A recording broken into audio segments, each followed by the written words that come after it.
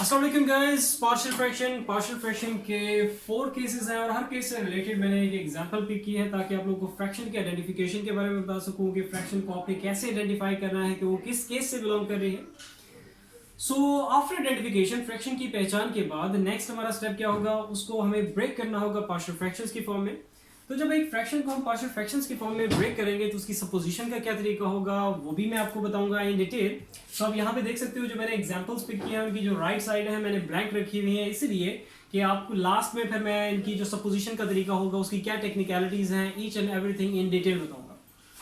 सो fraction की supposition से पहले फ्रैक्शन की आइडेंटिफिकेशन, कि वो फ्रैक्शन किस केस से बिलोंग करती है, और उसकी फ्रैक्शन की आइडेंटिफिकेशन से पहले 2 स्टेप्स हैं और उन 2 स्टेप्स में सबसे जो इंपॉर्टेंट स्टेप है वो है स्टेप नंबर फर्स्ट, जो कि अक्सर बच्चे नहीं करते और जिसकी वजह से उनका सोल्यूशन सारा का सारा क्रॉस कर दिया जाता है। अब वो सोल्यूशन क्रॉस किस केस में किया जाता है, उसकी क्या रीजन है और वो फर्स्ट स्टेप क्या है, पहले वो देख लेते हैं। स्टेप नंबर फर्स्ट, सबसे पहला काम आपने करना है फ्रैक्शन जो होगी उसे चेक करना है कि वो प्रॉपर है कि इम्प्रॉपर। अगर फ्रैक्शन हुई इम्प्रॉपर तो आपने उसको कन्वर्ट करना है प्रॉपर में, मींस टू से कि फ्रैक्शन का प्रॉपर होना जरूरी है। अगर वो इम्प्रॉपर हुई तो आपने डिवीजन की हेल्प से उसे कन्वर्ट करना है प्रॉपर में। डिवीजन कैसे करेंगे, क्या स्टेप्स, क्या कैलकुलेशंस, क्या सिंप्लीफिकेशन होंगी, वो तो जब मैं आपको क्वेश्चंस कराऊंगा इम्प्रॉपर फ्रैक्शन से रिलेटेड। तो वैसे तो मैंने पार्शियल फ्रैक्शंस के जितनी भी एक्सरसाइज है उनकी जितने भी क्वेश्चंस हैं, एक क्वेश्चन मैंने आपको कराया ना, तो डेफिनेटली उसमें इम्प्रॉपर फ्रैक्शंस वाले क्वेश्चंस भी होंगे। तो इम्प्रॉपर फ्रैक्शंस वाले जब मैं आपको क्वेश्चंस कराऊंगा तो मैं आपको बता दूंगा, एक स्टेप में आपको इन डिटेल बताऊंगा डिवीजन कैसे करनी है, क्या क्या स्टेप्स आपने, मतलब क्या क्या स्टेप्स होंगे, सिंप्लीफिकेशन कैसे होगी, ईच एंड एवरीथिंग बिल्कुल जैसे कहते हैं ना बच्चों की तरह, वो एक स्टेप में आपको बताऊंगा। So don't worry about it. So step number first क्या है आपके पास कि अगर आपकी फ्रैक्शन को आपने चेक करना है, अगर वो इम्प्रॉपर है तो उसको आपने प्रॉपर में कन्वर्ट करना है। अब क्वेश्चन यहाँ पे ये है कि हम कैसे आइडेंटिफाई करेंगे कि फ्रैक्शन प्रॉपर है कि इम्प्रॉपर। सो 2 एग्जांपल्स ले लेते हैं, उसके थ्रू मैं आपको फ्रैक्शन को आइडेंटिफाई करना सिखा देता हूँ कि आपने आइडेंटिफाई कैसे करना है फ्रैक्शन को कि वो इम्प्रॉपर है कि proper. So x³ - 1 divided by x² + 1। एक एग्जांपल के तौर पे मैं फ्रैक्शन ये ले लेता हूँ और एक और ले लेते हैं x² + 1 डिवाइडेड बाय x² - 1। अब कैसे हम आइडेंटिफाई करेंगे दोनों की दोनों फ्रैक्शन जो है वो इम्प्रॉपर है। सो क्या क्या क्राइटेरिया है, किस तरीके से आइडेंटिफाई करेंगे। सो फ्रैक्शन का ये जो ऊपर वाला पोर्शन होता है इसे हम कहते हैं numerator,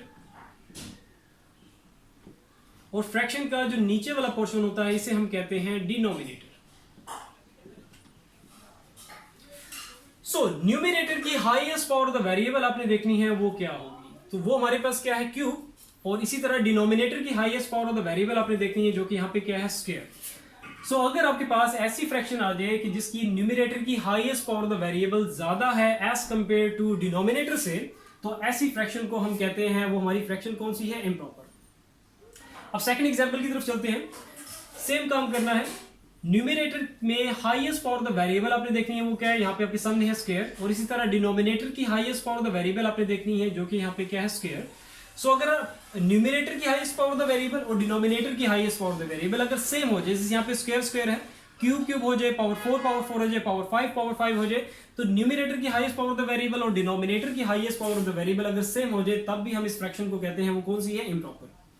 so I hope clear हो गया होगा कि इम्प्रॉपर फ्रैक्शन को आप आइडेंटिफाई कैसे करोगे, और प्रॉपर इसका उल्ट होगा। सो मींस टू से अगर आपके पास ऊपर पावर क्या है, कम हो और नीचे पावर ज्यादा हो, मींस न्यूमरेटर की highest power of the variable कम हो एज कंपेयर टू डिनोमिनेटर की highest power of the variable से, तो ऐसी फ्रैक्शन को हम कहते हैं कि हमारी कौन सी है, प्रॉपर फ्रैक्शन है। जस्ट लाइक फॉर एग्जांपल अगर यहाँ पे मैं चेंजिंग लेके आऊँ, यहाँ पे फॉर एग्जांपल कर लेते हैं क्यूब, तो आपके पास जो नीचे पावर है वो ज्यादा होनी चाहिए। अगर ऊपर क्यूब है तो नीचे आपके पास 4, मींस टू से कि न्यूमरेटर की highest power of the variable कम होनी चाहिए एज कंपेयर टू डिनोमिनेटर की highest power of the variable से।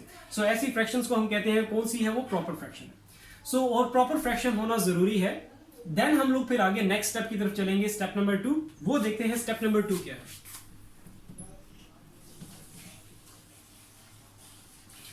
So step number 2, proper fraction. Proper fraction का जो डिनोमिनेटर होगा वो कंप्लीटली फैक्टराइज होना चाहिए। सो डिनोमिनेटर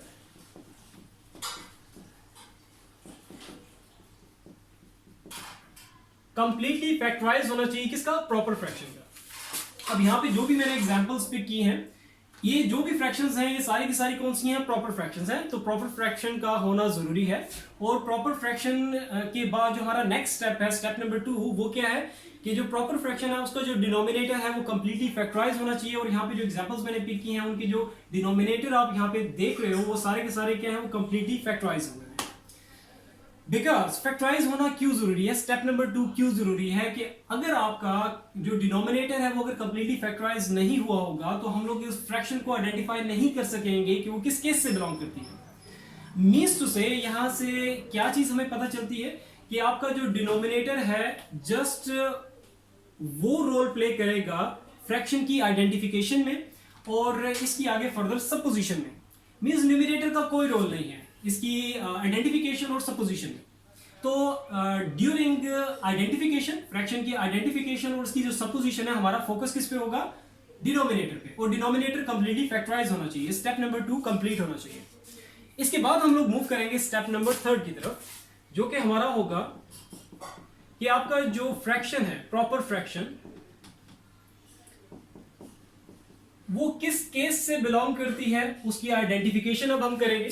अब आते हैं आइडेंटिफिकेशन की तरफ। आपका फोकस क्या होना चाहिए, सिर्फ डिनोमिनेटर्स पे, क्योंकि डिनोमिनेटर ही रिस्पॉन्सिबल है, डिनोमिनेटर ही रोल प्ले करेगा सिर्फ इसकी आइडेंटिफिकेशन में कि किस केस से बिलोंग करती है। सो 4 केसेस हमारे पास। स्टार्ट करते हैं केस नंबर 1 से। और केसेस को स्टार्ट करने से पहले यहाँ पे जो वर्ड्स इसने यूज किए हैं मैं पूरा का पूरा टाइटल रीड आउट नहीं करूंगा। पहले आपने फोकस करना है नॉन रिपीटेड और रिपीटेड के वर्ड्स पे जस्ट। सो non repeated, non repeated, repeated और रिपीटेड। नॉन रिपीटेड के ये 2 केस हैं, case number 1 and case number 3। और रिपीटेड के 2 केस हैं, case number 2 and case number 4। Denominator, non repeated fraction जो होंगी वो किस तरह की होंगी कि उनकी जो डिनोमिनेटर्स जो कि ऑलरेडी फैक्टराइज हुआ होगा, जैसे यहाँ पे फैक्टराइज हुआ है। सो जो फैक्टर्स हैं उनकी होल पावर आपने चेक करनी है, वो क्या होनी चाहिए, होल पावर होनी चाहिए 1। देखो यहाँ पे कोई पावर मेंशन नहीं है, मींस से होल पावर क्या है, 1। सो अगर आपकी जो फैक्टर्स की होल पावर 1 होगी तो इसको हम कहेंगे वो क्या है, हमारे नॉन रिपीटेड है। सो नॉन रिपीटेड, यहाँ पे आप देखोगे कि आपकी जो फैक्टर्स हैं उनकी होल पावर क्या है, नहीं मेंशन, मींस क्या होगी, 1 होगी। सो जब हम होल पावर की बात करते हैं तब हम लोग रिपीटेड और नॉन रिपीटेड को देखते हैं। तो नॉन रिपीटेड फैक्टर्स की होल पावर 1। इसी तरह अगर हम रिपीटेड की बात करेंगे, रिपीटेड के 2 केस हैं, case number 2 and case number 4। तो उसमें एटलीस्ट डिनोमिनेटर में एटलीस्ट एक फैक्टर लाजमी ऐसा होना चाहिए कि जिसकी होल पावर जो है वो 1 से ज्यादा हो। तो आप यहाँ पे देख सकते हो कि एक फैक्टर हमारे पास यहाँ है रिपीटेड के केस में कि जो होल पावर क्या है, क्यू। इसी तरह जब ये रिपीटेड आपके पास जो केस नंबर 4 जो रिपीटेड वाला केस है उसमें आप एक फैक्टर लाजमी ऐसा देखोगे, एटलीस्ट एक फैक्टर हो ऐसा होना चाहिए कि जिसकी होल पावर क्या हो, 1 से ज्यादा हो। तो यहाँ पे क्या है, square. So I hope clear हो गया होगा कि रिपीटेड और नॉन रिपीटेड का जब वर्ड आएगा तो हमें क्या है, उन फैक्टर्स की होल पावर्स को देखना है कि होल पावर्स क्या है। अब चलते हैं आगे, linear factors. Linear factors, quadratic factors, quadratic factors. Irreducible means to say कि फर्दर आगे वो रिड्यूस नहीं हो सकते। अब आपका फोकस किस पे होना चाहिए, लीनियर के वर्ड पे और क्वाड्रेटिक के वर्ड पे। सो जब लीनियर फैक्टर्स की बात करते हैं तो आपके जो डिनोमिनेटर्स जो कि फैक्टराइज हुए हुए हैं, फैक्टर्स उसके बने हुए हैं, तो उन फैक्टर्स की जो इंडिविजुअल पावर है, वेरिएबल की पावर, इंडिविजुअल वेरिएबल की पावर है वो आपने देखनी है कि वो क्या होनी चाहिए, लीनियर के केस में 1 होनी चाहिए। अगर पावर मेंशन नहीं हुई तो पावर यहाँ पे क्या है, 1। इंडिविजुअल वेरिएबल की पावर की बात कर रहा हूं, होल पावर की बात नहीं हो रही। इसी तरह लीनियर फैक्टर्स, तो इंडिविजुअल वेरिएबल की पावर जो है वो क्या होनी चाहिए, 1 होनी चाहिए। हाईएस्ट पावर जो है वो 1 होनी चाहिए लीनियर फैक्टर्स के केस में।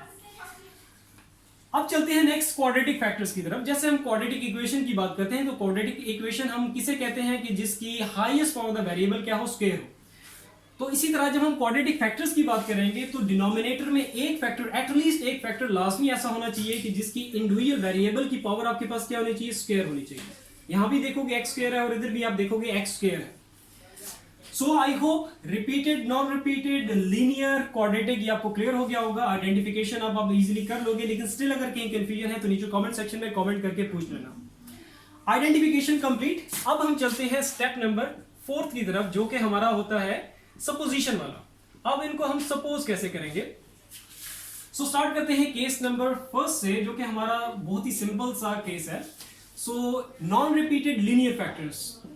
सो जब लीनियर फैक्टर्स होंगे तो सिंपली अपने ऊपर ABC का यूज करना है, ABC अल्फाबेट्स यूज करने हैं। A divided by x plus 3 plus B divided by x plus 4। तो जब लीनियर फैक्टर्स की बात करेंगे तो आपने सिंपल अल्फाबेट्स यूज करने हैं, ABC सिंगल अल्फाबेट्स, ठीक है, इसके साथ और कुछ नहीं आएगा। अब नेक्स्ट आगे चलते हैं, repeated linear factors. Linear factors हैं, रिपीटेड हैं, तो यहां पे हम क्या बात करेंगे, जब लीनियर की बात की जाएगी सिंपल आपने ABC यूज करना है, इसके साथ और कुछ नहीं आएगा। सो इसको हम कैसे लिखेंगे, देखो ये जो आपके पास फैक्टर है x प्लस 1 की होल पावर क्या है, q। तो जो आपकी पावर है 1 पावर, मतलब इसकी जो होल पावर 1 से आपने स्टार्ट कर रहा है और जो पावर होगी उस तक आपने इसको आगे आपने सपोज करना है। कैसे करेंगे वो देख लेते हैं। a divided by 1 plus x plus 1 की whole power 1 plus b divided by x plus 1 की power whole power 2 plus c divided by x plus 1 की होल पावर 3 मींस क्यूब थी, जो भी पावर होगी 4 पावर 5 ये जो भी पावर है आपकी, ठीक है, उस पावर तक आपने जाना है। पावर 1 से स्टार्ट करना है, 1 2 3 इस आपने जो भी पावर होगी, जो भी पावर है वहां जाके आपने स्टॉप कर देना है। यहाँ पे हमारे पास पावर क्या है, क्यूब है, तो क्यूब पे लाके आपने इसको स्टॉप कर देना है। लीनियर फैक्टर्स थे, इसीलिए सिंगल ABC अल्फाबेट्स आपने यूज कर रहे हैं। और आगे हमारे पास क्या है, x माइनस 1 है, तो आपके पास आ जाएगा d divided by x minus 1। तो ये होगी सपोजिशन किसकी, रिपीटेड लीनियर फैक्टर्स की। नेक्स्ट आगे चलते हैं, non repeated irreducible quadratic factors. Quadratic factors जब आ जाएं तब हम लोग सिंगल अल्फाबेट्स की बात नहीं करेंगे, सिंगल अल्फाबेट्स यूज नहीं करेंगे। अब कैसे लिखेंगे वो देख लेते हैं। ax प्लस b, जब क्वाड्रेटिक फैक्टर्स आएंगे तो अब आपने इस तरीके से लिखना है, ax plus b, cx plus d, ex plus f। तो इस तरह आगे आपने चलना है। क्वाड्रेटिक फैक्टर आपके पास ये जो पहला है क्वाड्रेटिक फैक्टर है, होल पावर 1 है, तो नीचे आपके पास आ जाएगा x स्क्वायर प्लस 1। सो जब भी आपके पास क्वाड्रेटिक फैक्टर आएगा तो उसके ऊपर आपके पास क्या होना चाहिए, सिंगल अल्फाबेट नहीं होगा, ax प्लस b करके लिखना है, cx प्लस d करके लिखना है। इसी तरह आगे आपने मूव करना है जब तक आपके नीचे जो है वो क्वाड्रेटिक फैक्टर्स आ रहे होंगे। सो क्वाड्रेटिक फैक्टर एक ही था। नेक्स्ट आपके पास क्या है, लीनियर फैक्टर है, तो जब भी लीनियर फैक्टर होगा तो सिंगल अल्फाबेट आपने यूज करना है। तो a भी हम यूज कर चुके हैं, तो यहां पे आ जाएगा c divided by x plus 3। Supposition complete. अब चलते हैं नेक्स्ट, जो हमारा लास्ट केस है, case number 4, repeated irreducible quadratic factors. Quadratic factors हैं और कौन से हैं, रिपीटेड है, होल पावर यहां पे क्या है 2।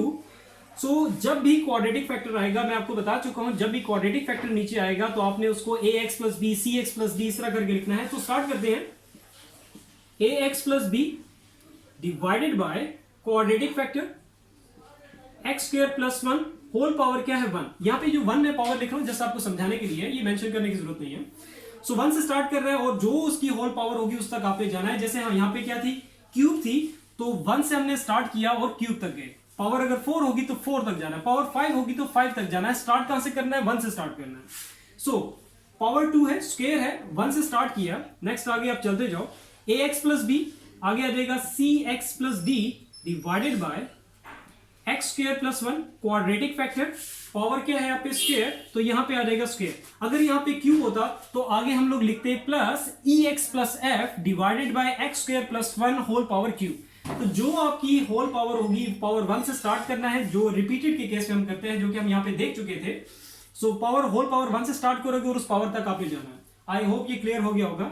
अब नेक्स्ट आगे चलते हैं। नेक्स्ट जो आपके पास यहाँ पे x माइनस 1 है, लीनियर है, तो लीनियर के केस में हम सिंगल अल्फाबेट यूज करते हैं, सॉरी प्लस d तक हम यूज कर चुके हैं। तो क्या आ जाएगा आपके पास आगे e, लीनियर फैक्टर था इसीलिए मैंने एक अपने अल्फाबेट का यूज करना है, और होल पावर कुछ नहीं है आपके पास, क्या है, नॉन रिपीटेड है, तो आपके पास क्या आ जाएगा, सिंपली x माइनस 1। सो ये था सारा कॉन्सेप्ट पार्शियल फ्रैक्शन से रिलेटेड। एक एक चीज मैंने इन डिटेल आपको कराई है। स्टिल अगर कहीं कंफ्यूजन है तो नीचे कमेंट सेक्शन में कमेंट करके बता देना।